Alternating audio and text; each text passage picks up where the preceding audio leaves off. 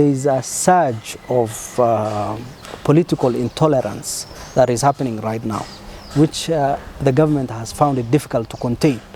And I think it's an emerging issue.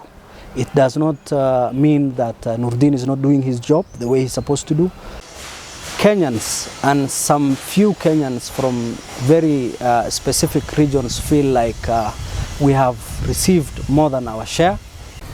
Why will you bring the notion of Al-Shabaab in times of accountability, in times of discussing the responsibilities of leaders holding leaders accountable?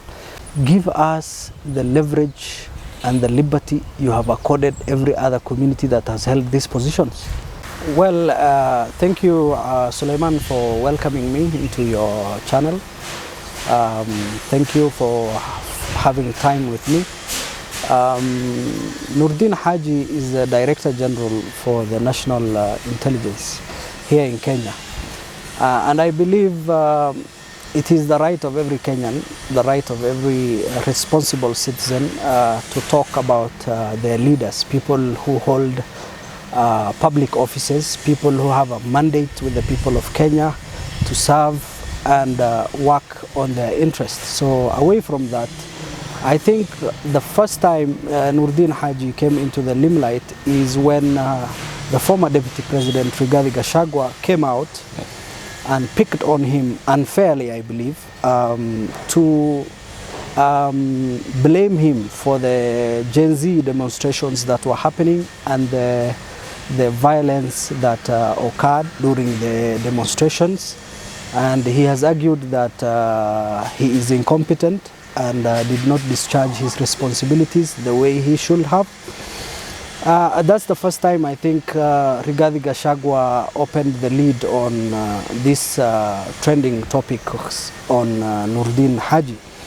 And now I think the recent trending issues about Noordin has been as a result of Justin Muturi coming out and writing a statement with the DCI on the person or the persons behind the recent abductions here in Kenya, and he's argued that whatever abductions that have been happening left, right and center is actually the works of one Noordin Haji, and the president is privy to the recent cases of abductions that are happening in the country. That is what he has said, and I think that has created a whole huge debate across all social media on the character, the work and the office of Noordin Haji as a person. The Somali community here in Kenya has been left out or marginalized, so to say, that since independence we have received little developmental projects in our region.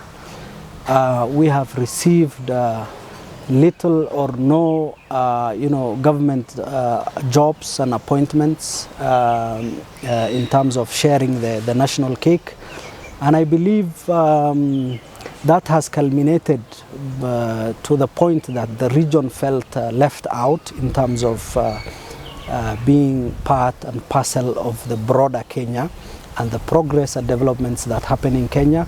So there's some truth to that, and it is evident in terms of the infrastructure, in terms of the economic developments that are happening in other parts of Kenya as compared to northeastern Kenya.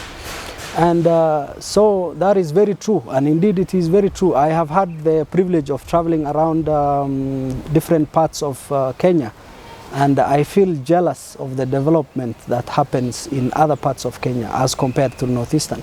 We struggle with things as basic as roads to go to our homes and villages during funerals and end of the year celebrations or something like that, and elections as well.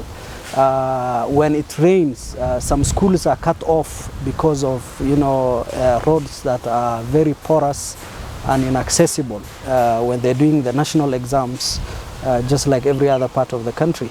So NEC is sometimes forced to airlift exams from here to very remote schools as well. So in general, it is true that we feel left out when it comes to development in this country. But to just answer why the Somali community is being picked on is because Kenyans and some few Kenyans from very specific regions feel like we have received more than our share in this Kenya Kwanza government. They believe that we hold very critical and important positions in this Kenya Kwanza government that we are not supposed to hold, or according to some, those positions are meant to be held by their people, by their communities, by people from their region. And this has brought a rift between us, the Somali community, and I don't want to name them, but those people from those communities. Well, I think this debate is beyond the person, Noordin Haji, and the office he holds. This is a demonstration of a particular community here in Kenya hating on another one. That no matter how much we show our patriotism, our love, and our affection for the Republic of Kenya, which we belong to by blood, we are never enough for them. There are more Kenyans than they believe they are more Kenyans than us, the Somali community. But the truth of the matter is we are as much Kenyans as that particular community. We belong to this country by birth, by right, by every privilege that comes to us. So, like I said, it all started from the former deputy president putting the Noordin Haji on the spotlight, and now another member of that particular community coming out and putting Noordin Haji on the spotlight. And I want to be very objective in terms of criticizing the office of the Director General for NIS, and that Kenyans have a right to criticize, complain, and hold accountable the office of the Director General for NIS. But we go into a different topic when we start discussing the community Noordin Haji comes from, and the character and persona of Noordin Haji as a person. So I think this community needs to come clean on their true intentions, because we are not only hating on Noordin Haji or his office, we are hating on every other Somali that holds a very crucial docket in this government. We are hating on the business community that is flourishing in terms of setting up their enterprises. We are hating on the general Somali people. It is evident that the growing population, the fast growing population of the Somali community has been systematically suppressed during the census that was happening here in Kenya. So all these factors are indications that they don't love us and they don't like us. And no matter what we do to explain our love and affection for this country, they will still pick on us and fight us in whichever way possible they can. Well, that explains as well why Kenyans are not objective in criticizing offices where Somalis that hold public offices. They are not objectives. They are not very objective about criticizing Somalis who hold public offices, because why will you bring the notion of Al-Shabaab in times of accountability, in times of discussing the responsibilities of leaders and holding leaders accountable? I think it's very unfortunate that many Kenyans, and from a particular community, always call us that name of that terrorist group. And it's very unfortunate that that we are resilient in taking up that kind of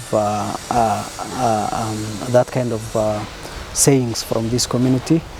We need to come out and make a statement and tell them that we are as much Kenyans as they are, and this country belongs to all of us.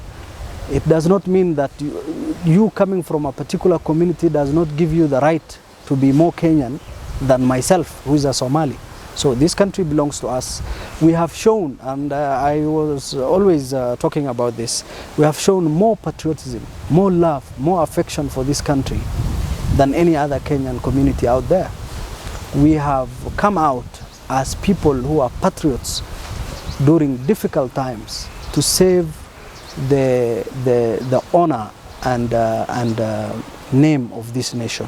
So they should just give us our flowers and celebrate us and respect us. And let me say that it is very unfortunate that it is one community that constantly calls us Al-Shabaab when it comes to debates on these national issues. I think these challenges have been evident in every other regime or administration that came. It's unavoidable. It's inevitable for challenges to come up in the dissemination of their mandate as public officers, especially in the security sector. Sorry. And I think give us the leverage and the liberty you have accorded every other community that has held these positions. We had worse challenges. We had the Mungiki problem. We had the terrorist attacks. We've had so many challenges in the past where leaders and public officers who held these positions stood up and sorry, either did a good job or a bad job. And those who did a bad job eventually got sacked or had other people to replace them to do the work. And we fall in line, just like every other statesman who has held these positions, to be honored and celebrated for our achievements and to be criticized and held accountable for our weaknesses. And that's the honorable thing to do when it comes to the positions we hold. I think there is a surge of political intolerance that is happening right now, which the government has found it difficult to contain. And I think it's an emerging issue. It does not mean that Noordin is not doing his job the way he's supposed to do. These are socio-political issues that are coming up in the country right now. And the government better finds a socio-political solution to these socio-political problems and let Noordin do his job. I think he's competent enough. He has served almost, I don't know how many years, 20, 30 years, in very high positions, security positions in this country, and he's enough for the job. He fits the bill. He should be left alone to do his work the way he knows it best.